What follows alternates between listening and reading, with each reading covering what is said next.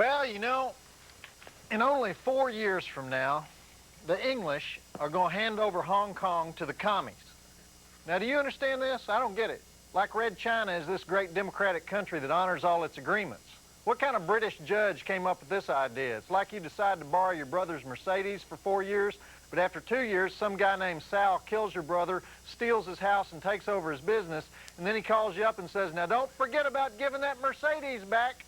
And so if you're British, you go, right, a deal's a deal, right? It's not like these are the guys they made the deal with, right? Anyhow, the only reason I'm so ticked off about it is that even though the Red China government keeps saying, don't worry, we'll take care of everything just the way it is, I know one thing that's going to vanish immediately as soon as the commissars hoist their heinies across that bridge. Kung Fu movies. They're gone. It's over. Hasta la wonton. The great Shaw Brothers studios, which produce thousands of movies for all of Asia, they're already winding down, looking for a new home. Guys like Jackie Chan are checking their passports. Anybody who makes a living as a stunt coordinator, staging those shootouts where a guy gets blasted with 3 shotguns at once, explodes into 3 pieces, sails 8 stories out of an office building, lands in an empty concrete swimming pool, those scenes, those guys are going to be heading to Bangkok now. And the weird thing about it is, this is the year when America started discovering the real Hong Kong films in a big way. Now, I know we had that brief period in the early 70s when Bruce Lee was God of the universe, but most of his classics like Enter the Dragon, those things were actually made by American studios. What I'm talking about is pure chopsaki with subtitles, those dubbed thwack sounds, those trampoline somersaults in every shootout, brawl, car chase, which is about every 5 minutes of the movie. But this year, there has been such an overwhelming interest in Hong Kong action flicks that there is now a traveling festival of 14 Chinese movies directed at non-Chinese audiences called Festival Hong Kong. Anyhow, the film that got this whole trend started is The Killer, which came out about 3 years ago, and it's now finally making its world cable premiere tonight, right here, right now. The Killer is already on the all-time top 10 drive-in list and is probably the reason the commies are going to kick the filmmakers out of Hong Kong. That's how important a film it is. Hollywood discovered it about a year ago and bought the rights so they can remake it with Richard Gere. John Woo, the director, had made 22 other movies in Hong Kong, but this one made him so famous that he got a fat Hollywood contract, came over here and made Hard Target with Jean-Claude Van Damme down in New Orleans. The Killer, in other words, is the new standard in chopsaki. We're going to watch it right now, then we're going to follow it up with another John Woo movie, the one that many people think is his all-time masterpiece, A Better Tomorrow. People even have arguments about which one is better, The Killer or A Better Tomorrow. But first, The Killer. Basically what we got here is a hitman who's working for a gangster who hires another hitman to kill a South American drug dealer, and the only reason the guy takes the job is to pay for this eye operation for the beautiful nightclub singer who got blinded on his last hitman job and who he's now in love with, only she doesn't know he's a hitman. And that's all in the first 5 minutes. It'd take 2 hours just to explain the plot of this thing. But all you need to know is this movie has shootout scenes that would make Sam Peckinpah feel like a total wimp. 127 dead bodies, 47 million rounds of automatic weapons fire, 4 motor vehicle chases with crash and burn, gunshot wound cauterization in close-up, exploding shack, exploding car, burning church, kung fu, starring the great Chow Yun-Fat as the harmonica-playing killer, Danny Lee as the police inspector, and Sally Ye as the beautiful blind nightclub singer. 4 stars, rated R. Check it out, and then we'll be back with lots more of John Woo. Why would the communists even care about Kung Fu? Is Kung Fu uncommunist? Is it uncommunist to kickbox? Did Mao Zedong write a book about the evils of karate? Karl Marx, was he bad at judo or something? I don't get it. The following movie is rated R. It contains graphic violence, adult language, and adult content. Viewer discretion advised.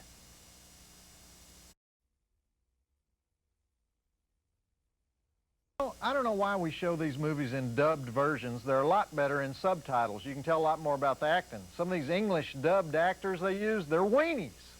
But Chow Yun-Fat, who plays the killer, he is definitely not a weenie. Anyhow, is that a great movie or what? Especially that last scene in the church that goes on for about a half hour. You ever seen that many bullets, explosions, killings, whatever, in the midst of that much emotion? I mean, It's just a great flick. It's got everything in it. Now, we got more John Woo coming up in a minute. If you can believe it, our second feature, A Better Tomorrow, is considered better than The Killer by many people. It's another action masterpiece by Mr. Woo. And I should mention that John Woo was asked to be with us tonight for the world cable premieres of these two movies. And he was kind of interested in being here, but he was concerned about his English. He's a little shy about his English not being very good. But I'm working on him. John, we don't care about your English, but we'll get him on the show later on this year. Next week on Drive-In Theater, we've got a great theme night, triple feature. It's dog doo-doo night. We're going straight down into the toilet. I can't lie to you about it. We're starting off with Entangled. It's one of those weird Canadian-French stinkers starring Judd Nelson as a novelist who gets so jealous about his international model girlfriend that he follows her around, starts fights with everybody who shows an interest in her, resulting in some zaniness with firearms. With Pierce Brosnan as a gay aristocrat, gives new meaning to the word slow. 1 star. And then our second feature is Strike a Pose. Basically a whole heck of a lot of naked ladies doing absolutely nothing. 2 stars, just for the sheer number of lingerie models and swimsuit models and scenes of double-humped weasel goblin, if you know what I mean, and I think you do. And our last feature next week is Hudson Hawk, the notorious Hudson Hawk. I'm the only critic in the world who likes this movie. Bruce Willis, Andy McDowell, Danny Aiello, and the immortal Frank Stallone, 3 stars. Okay, Mail Girl is around here somewhere. Here she is. There you are. It's time for Joe Bob's Advice to the Hopeless, the old drive-in mailbag. And let's see what you have here for us, honey. It's a nice letter poured in from Jordan Lawrence of Atlanta. Thank you, honey. Jordan Lawrence, Dear Joe Bob Briggs, I watch Drive-In Theater faithfully every week. Well, I videotape it and watch it whenever, because I have better things to do than watch the tube on a Saturday night. I really study the movies you show, because one day I hope to be a film director and I want to make drive-in, direct-to-video movies. If I could remake any movie, I would do Faster Pussycat Kill Kill, the music by the Cramps, of course. The girls would be Sybil Danning, Wendy O. Williams, and Tracy Lords. The old man in the wheelchair would be Dick Miller. The oldest son, Michael Berryman. The younger son, Joe Bob Briggs. You'd be perfect. I'd even let you choose which leading lady you have a love scene with. The kidnapped girl, Linnea Quigley. The boyfriend, Rob Lowe. Hell, after his Rob Does Atlanta flick, he should be happy that I'd even consider him for such a role. Well, if he won't do it, I could have a cattle casting couch call and discover a new talent. Unless one of your drinking buddies wants to do it, then of course I'd give him the honor of one of the queens of the drive-in snuffing him on screen. Well, back to my studies. Love, Jordan. P.S. I'm female. My parents are Mormon and played a cruel trick on me. Jordan Lawrence. Well, Jordan, I certainly appreciate your picking me for the younger son role. Russ Meyer is still the king, though. I don't see how you could improve on that original movie. Tura Satana. Remember her? Star of that movie? Sexiest woman that ever lived. The sultry, nasty biker gal. Do you see her? If I could choose any woman to do a romantic scene with, though, I would say Barbara Crampton. Did you see her in From Beyond? Has anybody seen that movie? Whoa! Anyway, honey, I hope you do become a film director. Call me anytime you're ready. You ever thought about being in the movies, hon? If you've got anything to say to us here at Drive-In Theater, you want to request some movies, get free junk in the mail, get my world-famous newsletter, The Joe Bob Report, write to the Movie Channel mailbox, P.O. Box 1264, Radio City Station, New York, New York, 10101, and I'll get back to you. Thank you, honey.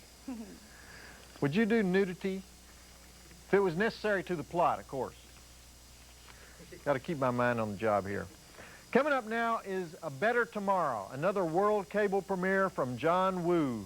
Story of 2 brothers. The older brother is in the Hong Kong mob. The younger brother wants to be a cop.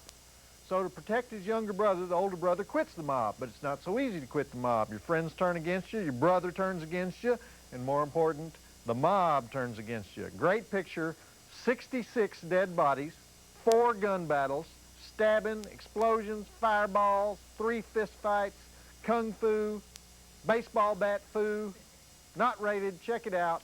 And then we'll be back with one more great drive-in flick. I should warn you, too, here at the beginning of the flick, They have some of those lame Hong Kong comedy scenes. The Chinese trying to be funny, not a pretty sight. For the first 10 minutes, you're going to think this is the stupidest movie you have ever seen, but hang in there. After 20 minutes, you won't be able to stop watching this thing. I love the fact that we do so much on drive-in theater for intercultural, multicultural, international cooperation. See, that's an important thing for us all to know. Hong Kong comedy sucks. Hong Kong fisticuffs, outstanding. Roll it.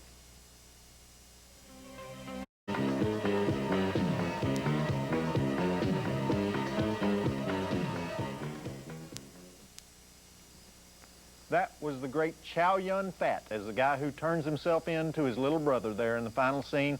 And that was the world cable premiere of A Better Tomorrow by the great John Woo. You know, they say that Quentin Tarantino invented this stuff. No way, Jose. These movies have it all. Okay, we have another Republican alert. The RC Drive-In in Fredericksburg, Virginia. I talked about it once before because the developers had built so many things around it, they had monster glare on the screen.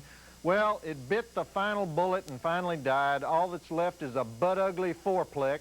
This was the last surviving relic of the old Pitts Drive-In chain that once dominated rural Virginia, and it appeared to be thriving right up until the end. One of the last big events they had was a custom car show culminating in a double feature of American Graffiti and Mobsters, and then it failed to open for that new season that they had. Randall Kunkel of Springfield wrote in to remind us that without eternal vigilance, it can happen to the drive-in in your town. Well, after a John Woo double feature, how can you possibly top that level of violence? I found the movie for you. We're about to watch Ike Turner beat the crap out of Tina in What's Love Got to Do with It? The story of Tina Turner's career with Angela Bassett as Tina and Lawrence Fishburne. He steals this movie. I hadn't seen anything this horrifying since Scarface. The only thing I don't like about this movie is it's a little too slick, a little bit too much like a TV movie. No dead bodies, no breasts, gratuitous Buddhist chanting, kung fu, and more importantly, Ike Fu. 3 stars. See you next week at 9. This is Joe Bob Briggs reminding you that the drive-in will never die. Did y'all hear about the new doll that the girls got this Christmas? The divorced Barbie? She comes with all of Ken's stuff.